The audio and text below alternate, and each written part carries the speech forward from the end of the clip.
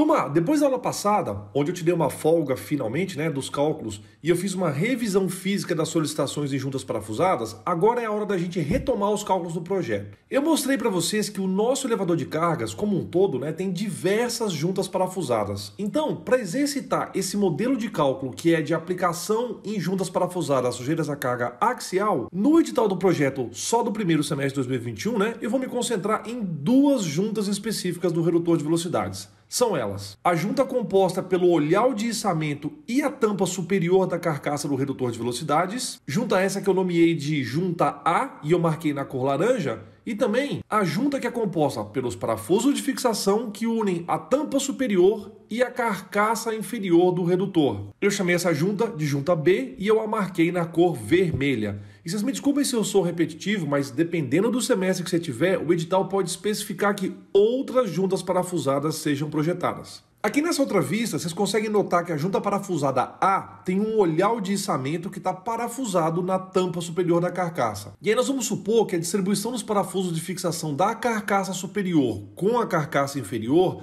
tenha sido simetricamente projetada. Então, a gente pode imaginar que existam 10 parafusos unindo as duas superfícies, da carcaça superior com a carcaça inferior. Como que eu tirei essa conclusão? Contabilizando 3 parafusos aqui na lateral do redutor, outros 3 que estão na outra lateral, outros 2 parafusos que estão na parte traseira do redutor e outros 2 parafusos que estão na parte frontal do redutor. E aí, só para vocês terem certeza do que eu estou falando, eu numerei em algarismos romanos os parafusos da junta B. Então, turma, eu vou imaginar o seguinte critério.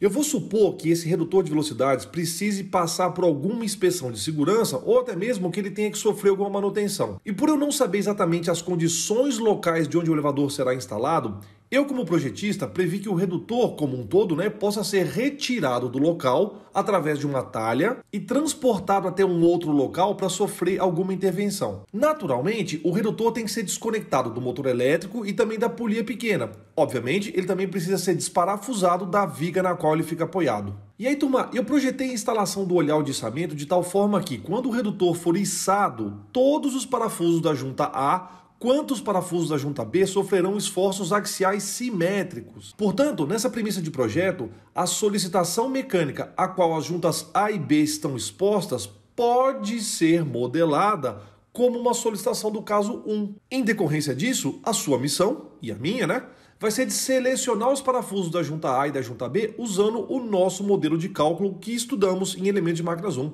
Legal demais, Então, vamos começar. Gente, tal qual eu fiz em parafusos de movimentação, nesses próximos slides eu vou apresentar para vocês as fórmulas principais de parafusos de fixação que estão no formulário da disciplina de Elementos de Máquinas 1. Eu estou gravando essa aula no dia 10 de maio, então essas aí são as fórmulas que constam na última versão do formulário que está disponível no Moodle. Eventualmente, quando você estiver fazendo essa disciplina de projetos, por favor, consulte para ver se não tem nenhum formulário mais atualizado. Outro ponto, Lembrem-se, por favor, que o formulário não contém necessariamente todas as fórmulas e tabelas do assunto respectivo. Por isso, vocês precisam associar o formulário com o tabelário da disciplina e, obviamente, com as aulas da playlist que estão no canal AFD. Mas, exatamente igual eu fiz com outros temas, eu vou te mostrar aqui na disciplina de projetos praticamente tudo que você precisa. Eu tô começando a achar que eu sou um amor de verdade, viu? Eu dividi a apresentação do formulário em 3 slides. O anterior foi o primeiro, esse aqui é o segundo e esse aqui é o terceiro. Então, quando for necessário, eu mostro para vocês as fórmulas específicas. O fato é,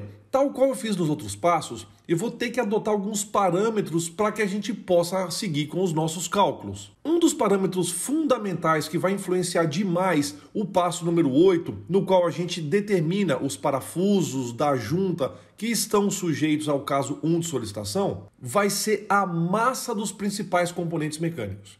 O ideal é que vocês, assim como eu, usem em paralelo com os cálculos manuais um programa de desenho. Muito provavelmente, nesse programa de desenho, você vai conseguir estimar qual que é a massa dos componentes. Eu fiz o projeto do Inventor ao mesmo tempo em que eu fui fazendo os cálculos manuais aqui do meu memorial de cálculo. Então eu consigo facilmente estimar qual que é a massa do redutor. No meu caso, a massa do redutor vai ser aproximadamente 76 kg. Agora, um outro ponto importante é que eu também preciso estimar qual que é a massa do lubrificante que vai ser utilizado nesse redutor. E para fazer isso, eu preciso entender qual que é o tipo de lubrificante utilizado e qual é o volume que eu vou utilizar no meu redutor. Então, turma, para efeitos de cálculo, eu estimei o volume interno da carcaça do meu variador de velocidades. Então, obviamente, né, usando o meu programa de CAD, eu estimei como se fosse um paralelepípedo cujas dimensões são iguais às dimensões internas, né, dos sólidos que comporiam a carcaça do meu variador de velocidades. Daí eu descontei metade do volume das engrenagens e também metade do volume dos eixos.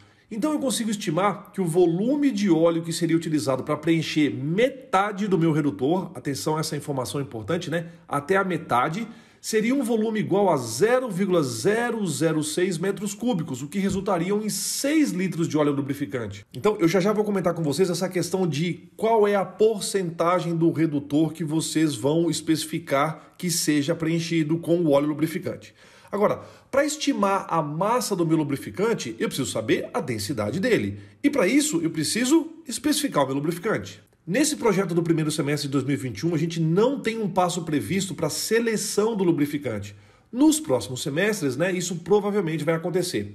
Mesmo porque eu tenho que estimular que vocês adquiram conhecimento por conta própria. Então, turma, eu vou deixar que vocês escolham o lubrificante da maneira que julgarem melhor, né? E que também definam se as rodas dentadas devem ficar totalmente imersas, parcialmente imersas e também qual que é o regime de lubrificação. Turma, eu até gostaria de abordar o assunto, mas seria necessário praticamente um curso paralelo sobre lubrificantes. Existem diversas empresas, diversos grupos e diversas marcas de lubrificantes. Então vai ficar a critério de vocês explorarem os catálogos dos fabricantes e também especificarem qual que é o lubrificante do projeto de vocês. É importante que vocês entendam que o primeiro passo é você projetar e especificar o seu redutor. E daí, após vocês entenderem quais são as condições operacionais, aí você seleciona o lubrificante. E turma, só para ilustrar o processo de seleção do meu lubrificante, eu vou supor um cenário bem hipotético aqui. Eu vou mostrar para vocês um fabricante internacional de redutores e vou ajudar a especificar um lubrificante para um produto que já existe. Olha só, a Rexnord é uma corporação que atua em diversos mercados industriais. Uma das suas divisões fabrica produtos utilizados na transmissão mecânica de potência. Ela fabrica, por exemplo, acoplamentos, correntes, correias, redutores e todos eles voltados para o ramo industrial. Então eu vou clicar aqui em Products e vou escolher essa opção aqui, Gear. Daí nesse outro submenu eu vou selecionar a opção Parallel Gear Drives. Aqui o fabricante mostra os tipos de produtos para variadores de velocidades de eixos paralelos. Daí eu vou escolher, por exemplo, essa linha de produtos chamada Falk V-Class Gear Drives. Quando vocês chegarem nessa página, eu recomendaria que vocês baixassem um pouquinho e selecionassem essa opção para baixar esse catálogo. Eu já fiz isso, tá? E também que vocês depois clicassem e selecionassem esse catálogo aqui, porque vai ser dessa classe de modelos, né? É o Falk V-Class. Vai ser que é o Sizes M107 até o M277 modelo A. Inicialmente eu quero explorar com vocês esse catálogo que tem 39 megabytes. Ele está aqui já aberto, ele tem 340 páginas, né? Então eu recomendo que vocês analisem, vejam quais são os estilos, quais são as classes de produtos que essa empresa fabrica, né? Então tem muita coisa interessante aqui, inclusive tem assuntos voltados para lubrificação, tá legal? E aí agora eu vou mostrar para vocês o outro catálogo, né, que eu já deixei aberto, que se refere aos modelos que nós vamos estudar. Então eu vou fingir que nós projetamos esse modelo de redutor de eixos paralelos, né, que é o da série 5, dos tamanhos M107 até o M277. Recomendo mais uma vez que vocês avaliem esse catálogo, mas eu vou diretamente para a página 9, porque obviamente eu já explorei o catálogo do meu redutor, né, que eu estou fingindo que eu o projetei, e nós vamos consultar essa tabela aqui, que é justamente a tabela 9. Eu aumentei um pouquinho para que vocês possam ter uma visão mais clara do conteúdo dessa tabela. A tabela 9 apresenta os lubrificantes baseados em petróleo, né, para situações de pressão extrema, que é a sigla EP em inglês. Aqui vocês vão conseguir a especificação do lubrificante e alguns tipos de fabricantes e marcas sugeridas. Então, para ilustrar o meu processo de escolha, eu vou aleatoriamente escolher o fabricante Shell. Então, de acordo com o manual do redutor, o lubrificante recomendado seria o Omala S2 G220. Eu não sei se pronuncia Omala ou Omalá, mas eu vou falar dessa maneira, tá? Então é o Omala S2 G220. Agora, falando do lubrificante, eu poderia procurar diretamente o catálogo desse óleo lubrificante específico no site da Shell. Só que eu quero mostrar para vocês uma coisa muito legal que geralmente tem nos sites dos fabricantes de óleos. Aqui no site da Shell eu vou selecionar essa opção aqui, ó, Business Customers. Agora, nesse menu lateral, eu vou escolher Industrial Lubricants and Oil for Businesses. Na verdade, não está business no plural, né? Então tá tudo bem. E aí eu vou escolher essa opção Find the Right Oil. Agora, ele me mostra todas essas opções e eu vou escolher aqui a opção Industrial. Lembre-se, né? Já que tá falando inglês, tenta falar direito, para poder parecer que o canal FD é internacional. Aí, turma, aqui na barra de pesquisa, eu vou digitar só a letra A para que os filtros possam ser abertos para mim. E vocês vão perceber que o site, ou seja, o aplicativo, né, de seleção de lubrificantes, me deixa selecionar uma série de famílias, aparentemente, né, de aplicações e também me permite selecionar vários fabricantes. Então eu gostaria que vocês pudessem explorar essas informações aí e descobrir vários produtos que são manufaturados por diversas empresas. No nosso caso, né, eu vou escolher aqui a Falck, que provavelmente é ou uma divisão ou é uma parte da corporação, né, da Rexnord. Então eu vou clicar aqui em Falck, vou aplicar o filtro e aí vai aparecer aqui para mim o modelo que eu tinha escolhido, né? Que é a classe 5 de redutores, né, do modelo A. Então eu vou clicar aqui e vai aparecer para mim essa opção. Na verdade, agora aparece aqui a recomendação, não é? De que o óleo recomendado é o Omala S4 GX150. Então, é uma opção um pouquinho diferente do catálogo do fabricante do redutor. Mas daí pode ser que a Shell não fabrique mais aquele Omala S2 G220 e que esse S4 GX150 seja a evolução dele. Então é muito fácil de você detectar isso. É só vocês compararem se esse óleo recomendado pela Shell tem as especificações iguais, ou melhor, né, do que o óleo recomendado pelo fabricante. É muito possível que seja esse o caso aqui, tá? Porque imagina o trabalho do fabricante do redutor em atualizar o catálogo dele todas as vezes que os fabricantes lançarem novos produtos ou até mesmo interrompam a produção dos óleos lubrificantes anteriores. Seria um trabalho hercúleo, né? E que não teria tantos benefícios assim para o fabricante do redutor. Então é por isso que o mercado requer que engenheiras e engenheiros bem formados possam atuar para saber se comportar em situações como essa, né? E aí, turma, é por isso que eu sempre insisto com você sobre essa questão de fazermos perguntas mal estruturadas em provas, trabalhos e atividades em sala de aula, porque tem muita gente que entende isso, né, e acha legal ser desafiado. Por outro lado, né, tem muita gente que acha que é pegadinha, né, tipo o Megatron, né? Vamos pensar numa situação aqui, o Megatron chega no mercado de trabalho e se depara com uma situação dessas e não sabe o que fazer. Daí nessa hora ele vai ligar lá na Shell e dizer, olha, eu não vou comprar o seu óleo lubrificante porque vocês fizeram uma pegadinha comigo. Ou pior, né, o Megatron deixa o redutor sem óleo e na hora que a diretora de engenharia, né, ou o gerente de engenharia perguntarem por que o redutor explodiu, o Megatron vai responder, olha só, o catálogo do redutor dizia uma coisa, o site do fabricante do óleo dizia outra, então estava faltando informação no enunciado, né? Aí o Megatron vai continuar. E eu quero que na minha avaliação semestral de desempenho eu ganhe os pontos dessa questão porque o enunciado estava inconsistente e aí eu deixei a questão em branco. Isso aí é um sonho de uma noite de verão, não é verdade, turma? Ô Megatron, presta atenção, deixa de ser vacilão, acorda pra vida, uai. Vai estudar lá na FEI que a gente te ensina a fazer essas coisas. Então vamos retomar aqui, ó.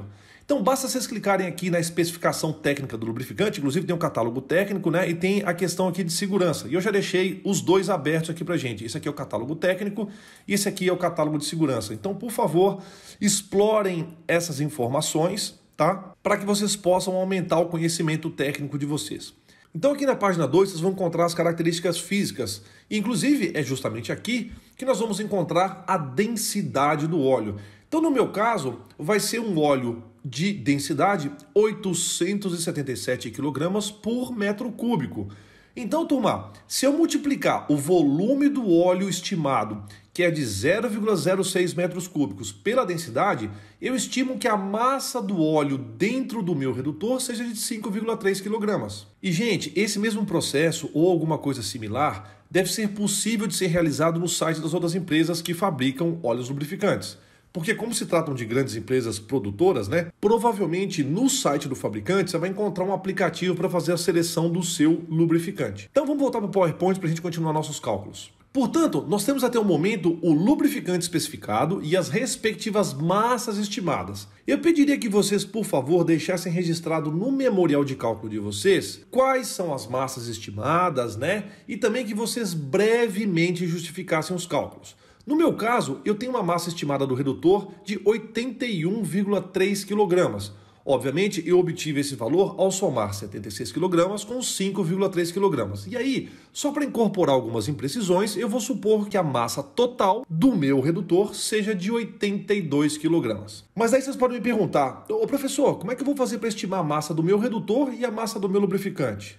Aí eu te pergunto, será que eu chamo o Optimus Prime para responder essa questão ou não? Não, pode ficar tranquilo que eu mesmo vou responder essa pergunta. No caso do primeiro semestre de 2021, fica combinado que vocês vão especificar o lubrificante da maneira que vocês acharem melhor. Basta escolher um catálogo de fabricante, selecionar o lubrificante e consultar a sua respectiva densidade. Agora, no caso das dimensões, e das massas do próprio redutor, quem fez o projeto usando o programa de CAD deve seguir o mesmo procedimento que eu fiz. Usa seu programa para fazer essas estimativas. Só que eu sei que nem todos necessariamente têm acesso a um programa de CAD agora nessa época da pandemia. E por isso eu vou criar uma regra genérica, imprecisa e totalmente didática só para te fornecer os dados de entrada para que você possa estimar os valores do seu redutor. Então, presta atenção, por favor, qual é o procedimento que vocês vão seguir. Nessa figura aqui, eu estou ilustrando uma vista olhando o redutor por cima. No meu projeto, a distância entre os pontos mais distantes das engrenagens é de aproximadamente 450 milímetros. E eu chamei essa dimensão de X. Se eu considerar as dimensões da carcaça, a reta que une os pontos mais distantes tem comprimento de 480 milímetros. E como vocês viram aí, eu chamei essa dimensão de Y.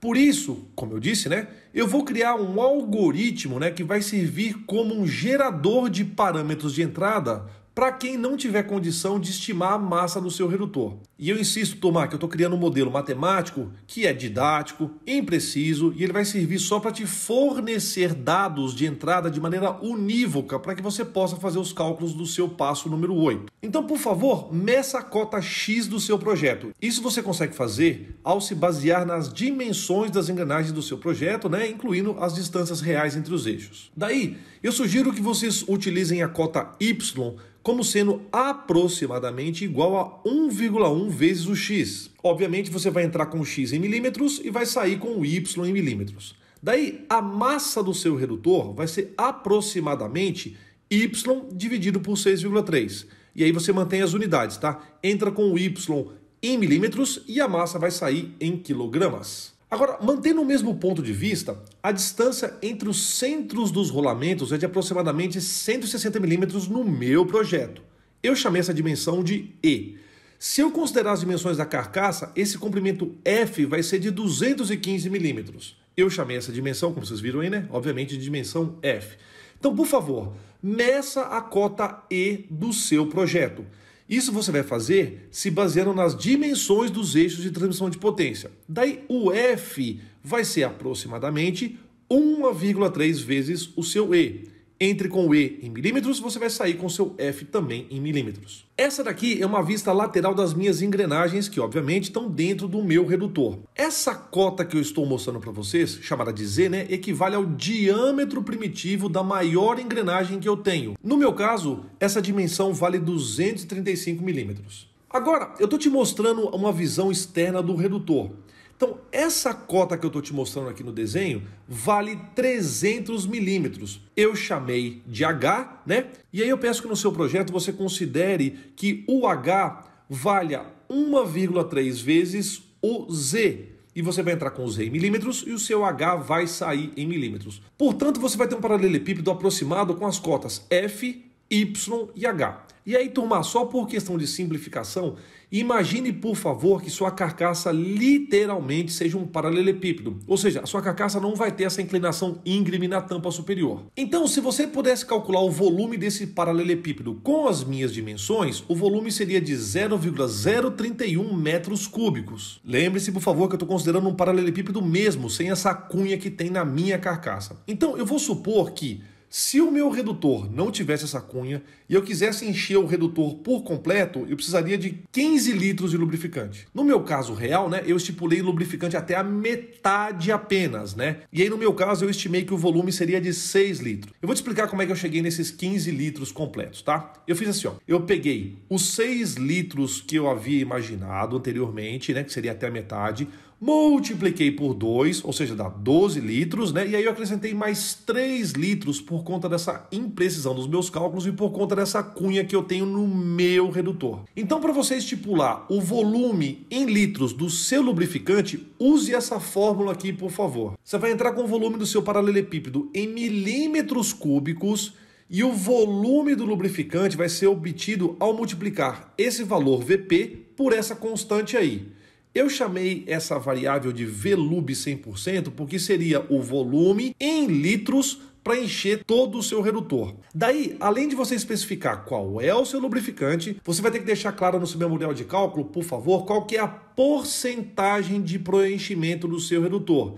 Então, se você quiser preencher o seu redutor com 100% de óleo lubrificante, esse será o valor do volume do seu óleo. Agora, se você optar por preencher o seu redutor com 70% apenas de óleo lubrificante, pegue esse valor do VLUB 100% e multiplique por 0,7. Então eu repito, além da especificação do lubrificante, deixe claro, por favor, no memorial de cálculo, qual que é a porcentagem de preenchimento do seu redutor. E aí você pode escolher isso aleatoriamente, tá? É só para gerar números diferentes entre os estudantes da disciplina. Então, eu insisto que nesse edital do primeiro semestre de 2021, vocês vão escolher deliberadamente o lubrificante, sem necessidade de fazer justificativas técnicas mais profundas. Também vocês vão escolher qual que é essa porcentagem de preenchimento. Já em outros semestres posteriores, é bem capaz dessa informação ou constar no edital, ou que eu peça para vocês justificarem tecnicamente e se basearem em alguma literatura técnica. Mas de todo jeito, vocês vão perceber que cada estudante vai ter o seu próprio projeto. Então, não tem como o memorial de cálculo ser igual um ao outro. E por favor entendam que eu criei esse algoritmo de uma maneira muito grosseira. Isso é só uma forma de eu gerar os dados de entrada para quem não estiver usando o CAD para fazer essas estimativas. E eu insisto, quem estiver usando o CAD para fazer as suas estimativas, basta demonstrar isso brevemente no memorial. E quem fizer isso não só pode, como deve, usar os dados mais precisos da sua estimativa de CAD em detrimento dessa minha estimativa um pouco mais grosseira que eu criei para vocês. Então, turma, eu vou interromper a aula aqui e na próxima eu prometo que a gente começa e termina os passos do passo 8. Valeu demais!